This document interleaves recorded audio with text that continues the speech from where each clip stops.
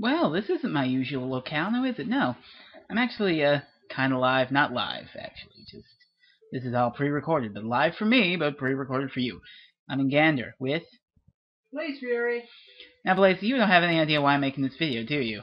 No. Now, what are you doing? I'm playing Final Fantasy IX, the card game. Guess what I'm about to do? No idea. I'm about to watch the Twilight Saga Breaking Dawn Part 1. What? Yeah, I downloaded it just now. Wait, you downloaded it on my computer? Yes. I'm gonna get that. Do that on your own time. I will destroy it when it's done, trust me. There's only so much I can allow on my computer, man. I will destroy it when it's done. It must be done. Do you want to watch it with me? No. You certainly don't? I'm gonna play Final Fantasy IX. You know, I honestly can't blame you for that. I really can't blame you for that. I want to be playing Final Fantasy IX. I could be playing Final Fantasy IX. I could. I downloaded it on the PSP that I bought. Well, me and Blaze bought the stuff, but anyway, that I've obtained. I could play Final Fantasy IX, but no, I'm goddamn Breaking Dawn. Well, we've come a long way, haven't we? Yep. Yes. I've watched 3 of these movies. 1, 2, 3. You see those fingers? 3 fingers, because 3 movies. Now I'm about to watch the 4th one, which they split. They split the goddamn thing. I blame Harry Potter, but Harry Potter's actually kind of good, so... I don't know. Oh, this is... I'm not mentally prepared for this. And while Blaze isn't going to experience the movie itself, he is going to experience my reaction to it. So it'll show him firsthand what Twilight can do to a man. Triple Triad is kicking his ass, I think. Is it, Blazy? Yep. Well, you like the game. Well, alright, I'm gonna get this bad boy over with. See you in 2 hours. Well, that was certainly Breaking Dawn Part 1. Look at this. Can I just show you this? It's like, I got 2 whole sheets of notes on this movie. Blaze is very excited about Final Fantasy IX. Aren't you, Blazy? Very much so. Yeah, I was looking at it sometimes over the shoulder of the laptop here, and let me tell you, it looked a lot better than Breaking Dawn. Now, let's get right down to brass tacks. Now, I know somebody requested Philip do co-commentary review of Twilight Breaking Dawn Part 1. To that person, here is Philip's review. Mediocre. There. Yeah, that sums it up. At this point, I'm just apathetic about Twilight. It's just, yeah. They're there. They're kind of boring. And they don't really offend me anymore. They're just dumb. So let's go over this list. Movie starts. Edward and Bella are going to get married. So on their wedding night, before the wedding, Edward confesses to Bella that he used to run around killing people who were, like, bad people, which makes Edward Dexter. Now, I would read a book about a vampire who kills other killers a la Dexter. I would read that.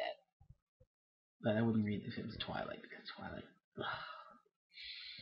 So, yep, they're getting married, and everybody is okay with this. Her parents are okay, the vampire family's okay, the werewolves are okay with it. Well, Jacob's kind of pissy about it, but he's Jacob. And they're getting married at 18. Well, 18 for Bella, and like 107, or whatever the hell age is. It's really creepy and stuff, but no objections to getting married at 18, because true love. Oh. I don't even know what I'm trying to do there, but you know how I feel about these Edward and Bella's relationship. You know how I feel. It's awful. Oh yeah, and Bella had this weird dream where she gets married and then they're on a mountain of corpses, and it's like, what are you dreaming about? So Charlie walks her down the aisle, and for a moment there I thought Bella was going to run away, like runaway bride from the altar. That would have made the movie kind of interesting, but that didn't happen.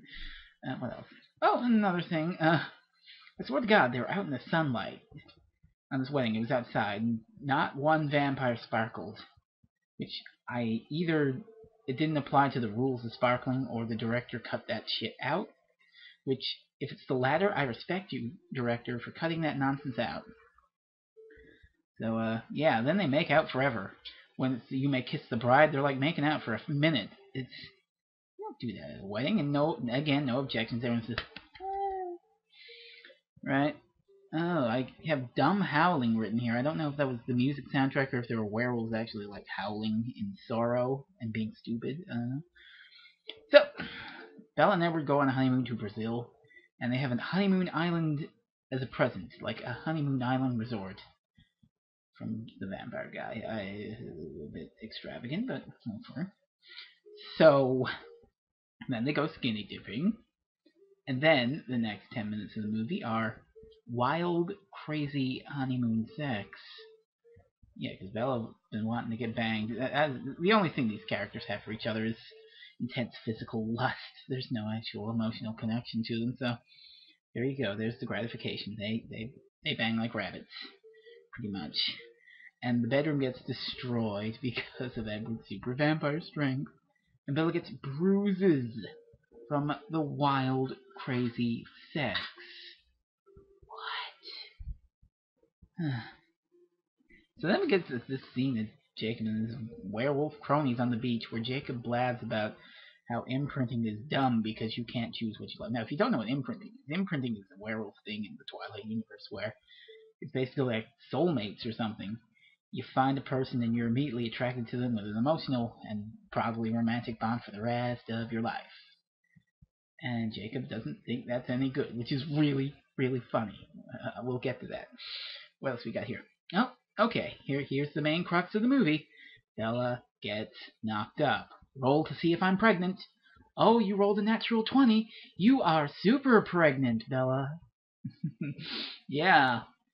And apparently this shouldn't be even possible because vampires are technically dead, which means that they shouldn't, have baby matter. But, well, even the characters in the movie are astonished that this happens. Like, is this even possible?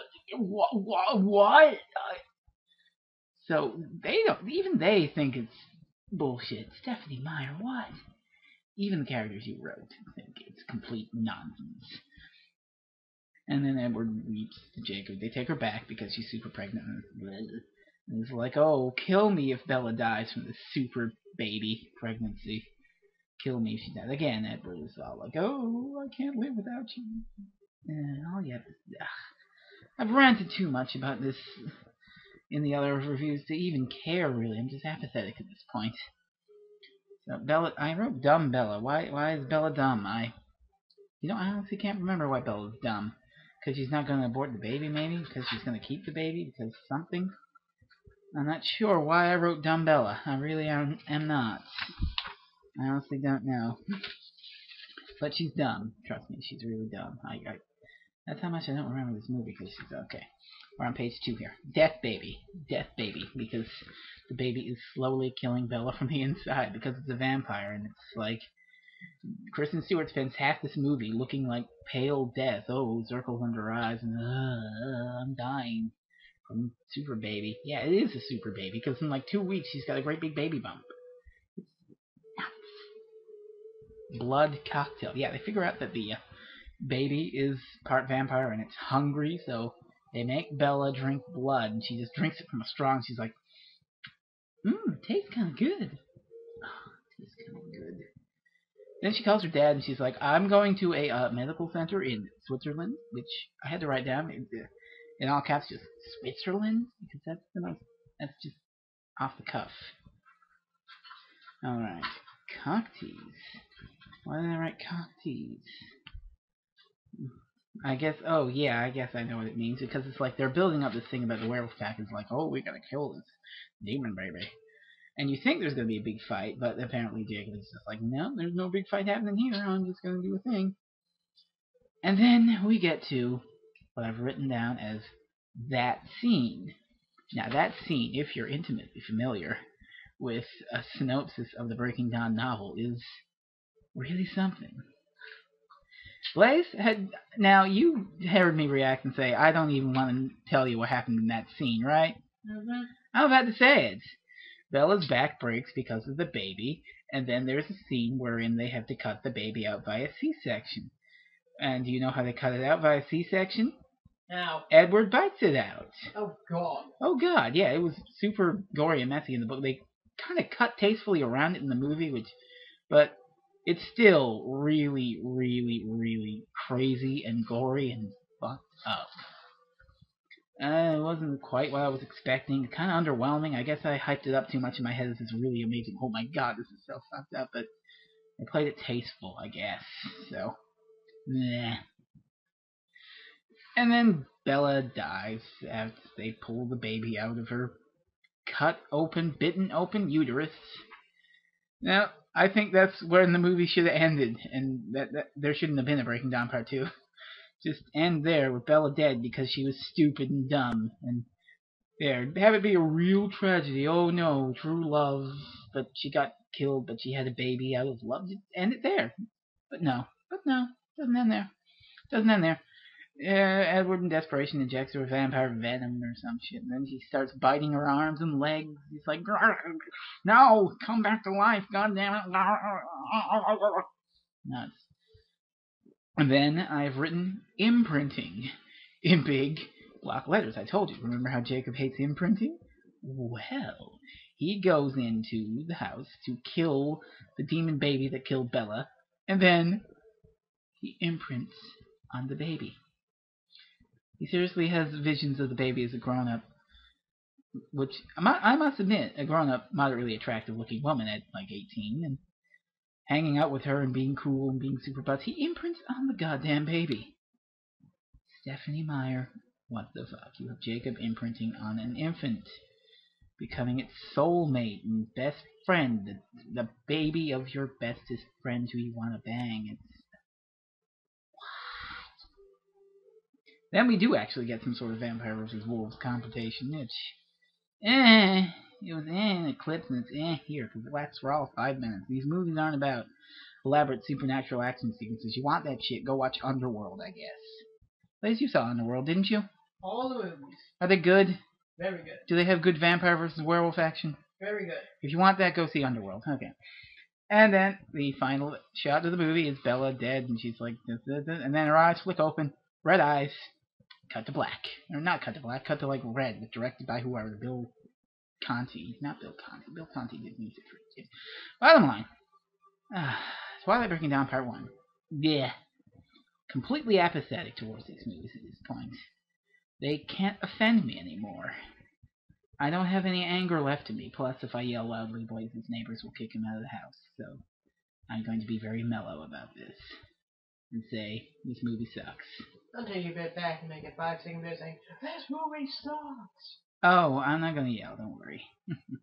Alright, that's all I got to say about this. See you in a year for Breaking Down Part 2, which is probably going to be even more boring because nothing happened in Breaking Down Part 1.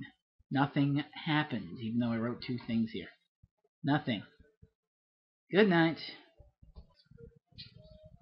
Now, if you'll excuse me, I am going to play something a little better. Castlevania Symphony of the Night. Later, Gators.